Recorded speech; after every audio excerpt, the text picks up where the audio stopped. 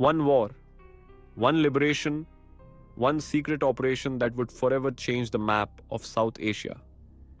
In 1971, as the world watched in apprehension, East Pakistan fought for its right to exist.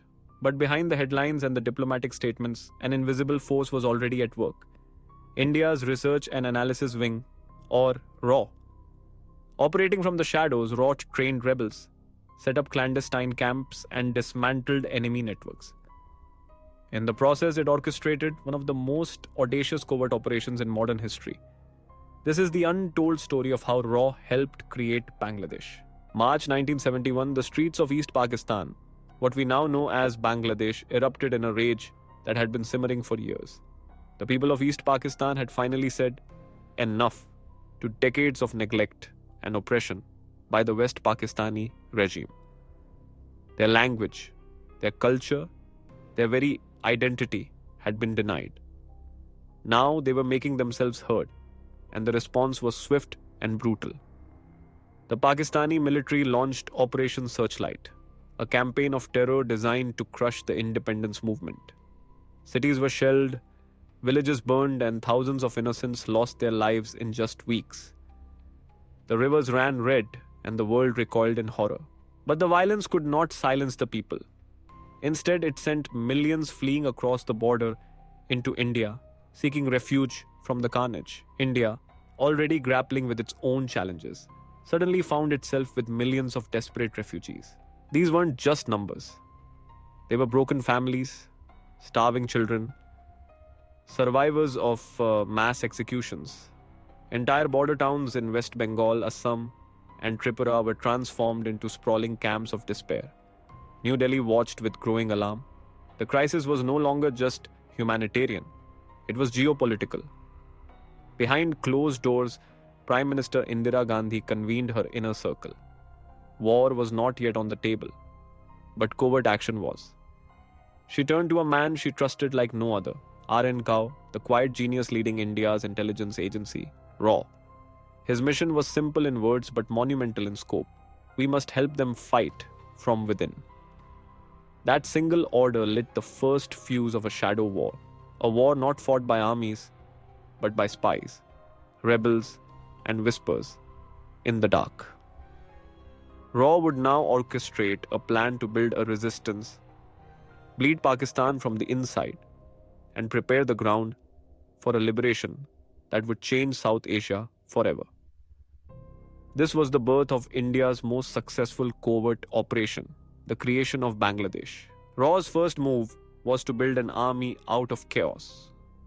The young rebels fleeing East Pakistan were angry, desperate, and scattered. Under RAW's guidance, they were shaped into the Mukti Bahini, a guerrilla force trained in sabotage, espionage, and psychological warfare. Across secret camps in West Bengal, Assam, and Tripura, thousands were trained in jungle warfare, explosives, and urban combat. RAW smuggled arms, radio equipment, and supplies into East Pakistan using covert routes, couriers, and even riverboats. A silent army was now rising, one that would strike hard, vanish into the night, and leave chaos behind. But RAW wasn't just training fighters.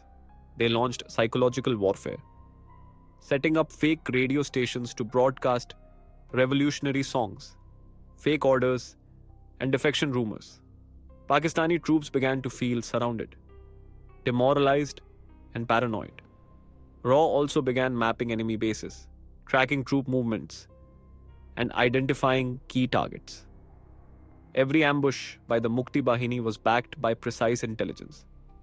RAW agents inside Dhaka, disguised as traders and journalists, were feeding daily intel back to Delhi. RAW was bleeding Pakistan slowly and preparing the battlefield for what was coming next. By late 1971, tensions reached a breaking point.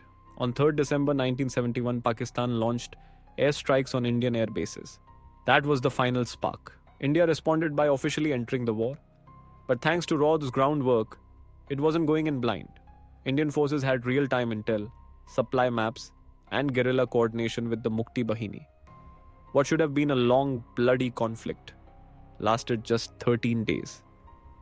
On 16th December 1971 in Dhaka, 93,000 Pakistani soldiers surrendered.